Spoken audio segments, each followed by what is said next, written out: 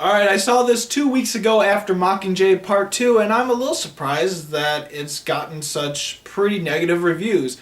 Now, I haven't seen the original. I know this is a remake. I know that if I saw the original, I will probably like the original better. But I have not seen the original yet, so this is not going to be a comparison between the two movies.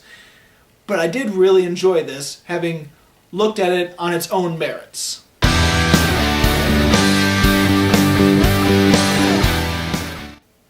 This is ultimately a slow-paced mystery, thriller, crime drama about this one guy played by Chiwetel Ejiofor, who used to work on cases and trying to uncover terrorists after the 9/11 incident.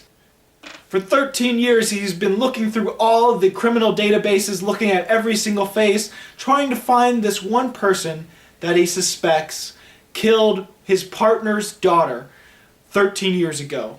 Now that he thinks he's found this person, he goes to find the two people he knows he can trust with this information. The partner whose daughter died, and his old flame.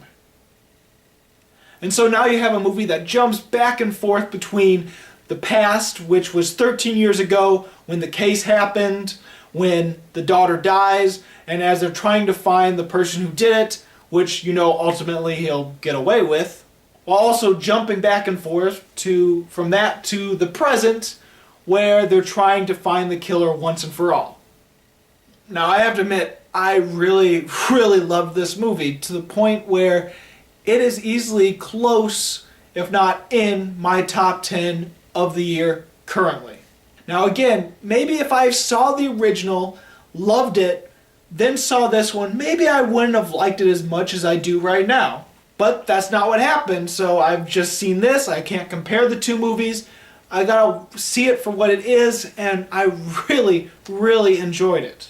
First off, the acting was phenomenal all throughout the movie. Chiwetel Ejiofor, Julia Roberts, and Nicole Kidman all were fantastic in this film. Julia Roberts absolutely killed it, and Chiwetel Ejiofor is great and awesome as always. Not only that, all the supporting actors were great as well. It's a really good acted film. But let's face it, all the good acting in the world cannot save a bad script, but thankfully I didn't feel this was a bad script at all, and I thought this was a really entertaining, well done story. Now let's face it, it goes back to the past and to the present very frequently, and it doesn't really give indication when it's going to happen. Like the first time it happens, it says 13 years ago, and then it expects you to realize when it goes to the past and when it comes back to the present. I think some people are really finding this confusing and really dislike the movie because of that. Now if you're planning on seeing this movie and you're thinking, oh, this sounds too confusing, well, fear not, just pay attention to what the people look like, because if you pay attention to the physical aspects of the characters, you will realize when it's the past and when it's the present. Chiwetel Ejiofor during the present times has gray hair in his beard and his hair, and it's very easily recognizable if you know the spots to look for. And Julia Roberts looks completely different when you look at her the present and the past. Like, she looks a whole lot older, and she looks like she's been haunted and just went through hell. I have to hand it to them for that, because she looks just like she should for this movie. I think the only one of the three that doesn't have as much of a difference in the present and the past is Nicole Kidman's character.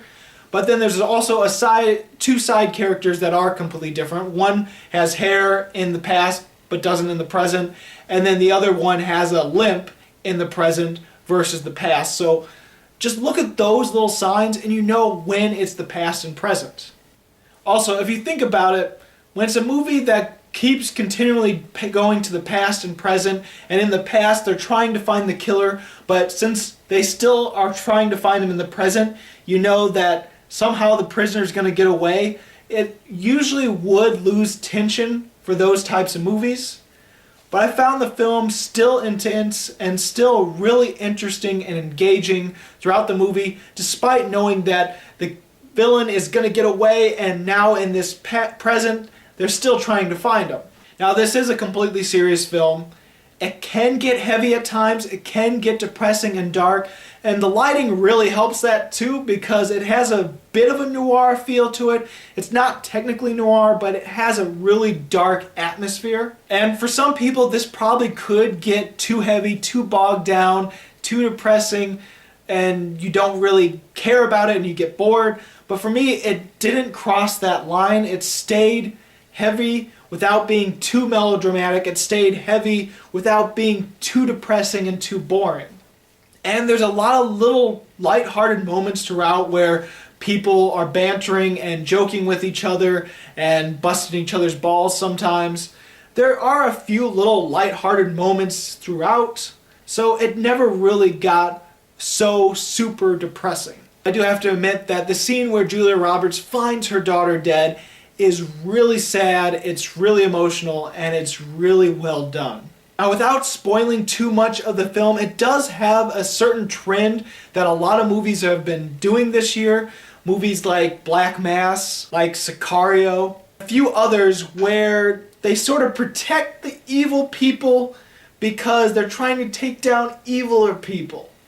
Like, there's some sort of aspect to that I didn't know going into the movie, and I was surprised, and it follows the trend, and I guess it could be considered boring to others because it's like, oh, it's another one of those kind of stories again. Now, this is critiquing the trailer here and not the movie because this is not the movie's fault. This is the trailer and the marketing's problem. I wish they wouldn't have shown the elevator scene in the trailer because if I had not seen that, if I didn't know going into this movie that there was going to be that elevator scene, I would have just had my mouth open the whole time and I would just like, holy crap. Another little thing that the trailer bothered me with that thankfully wasn't in the movie because in the trailer there was a certain line at the end that does happen in the movie, but the way the trailer handles it, it makes it look like Julia Roberts is going to try to find the killer and they have to try to find the killer before her to end up stopping her from killing that killer. That doesn't happen at all in the movie. It never is brought up. That sort of story does not happen. And I'm kind of glad because I was getting a little bit of the Brave One vibe, you know, the one with, I think it was Jodie Foster, where she becomes a vigilante. I thought it was a great premise. I just thought it was poorly executed and pretty boring. But thankfully it didn't end up going in that direction, so I actually like the movie more because of that. While others might hate it because they expect going into a movie it to be like the trailer said it is. And then they like, oh, that's not what it is at all, and now I hate the movie for it. Overall, I really enjoyed The Secret in Our Eyes, and I don't really have anything bad to say about it. I can think of things that other people might not like about it, so I can help warn you and give you an indication whether you would want to see it or not. But I had no problems with it whatsoever, so because I loved pretty much every second of it and I had no qualms, you know what's going to happen, people. 5 stars. So, have you seen The Secret in Our Eyes? What did you think about it? Go ahead and comment. Have you seen the original? What did you think about that? And is it really good? Because I really want to see the original. If you haven't seen either of those two, what is your favorite American remake film? Like a film that was originally a foreign film, like for instance, The Departed. It's a American remake of a foreign film, and I don't remember the foreign film's name. But what is your favorite American remake of a foreign film? As always, this is Bruce Gifford, and this was Just My Opinion.